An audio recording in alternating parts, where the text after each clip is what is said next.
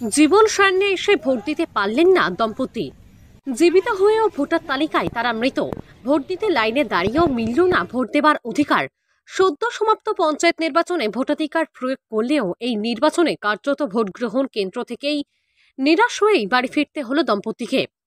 নিজের ভোট নিজে দেবেন সেই ইচ্ছে নিয়ে ভোট গ্রহণ কেন্দ্রে হাজির হয়েছিলেন, যদিও স্বপ্নেও ভাবেননি এভাবে ভোট না দিয়ে ফিরতে হবে বাড়ি।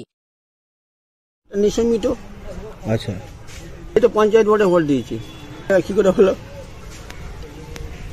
তো ভোট যখন দিতে গেলেন ভেতরে ঢুকে বলছে তোমার ভোট তো বাতিল হয়ে আছে দেখাচ্ছে। আমি কিছু বলেনি।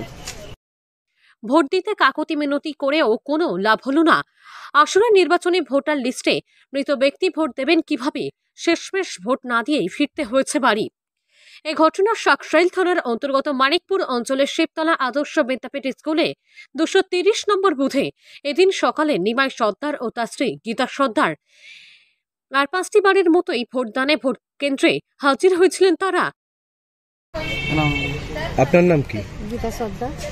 আপনি ভোট দিতে পারলেন না, বলে লিকেট হয়ে গেছে, আমরা ভোট হবে না। পঞ্চায়েত ভোটে দিয়ে আসছি। তখন ঠিক ছিল? হ্যাঁ, তখন ঠিক ছিল। বলে তোমার ভোট হবে না, তোমার ভোট নাম নেই।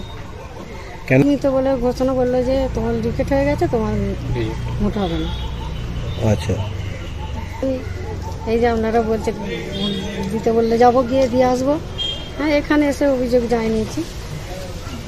এটাই যে সব আছে খবর হয়ে আছে বুটে। আচ্ছা, কোনো শুরু হবে? কোনো আশ্বাস পাচ্ছেন?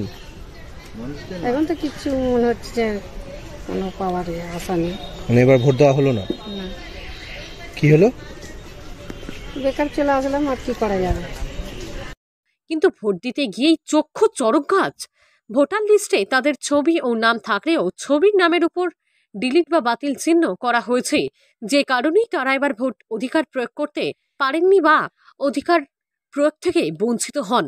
আসলে এই দম্পতি জীবিত থাকলেও ভোটার তালিকায় মৃত বলেই গণ্য, যে কারণে এই নির্বাচনে তাদের ভোট দেওয়া থেকে বিরত থাকতে হলো।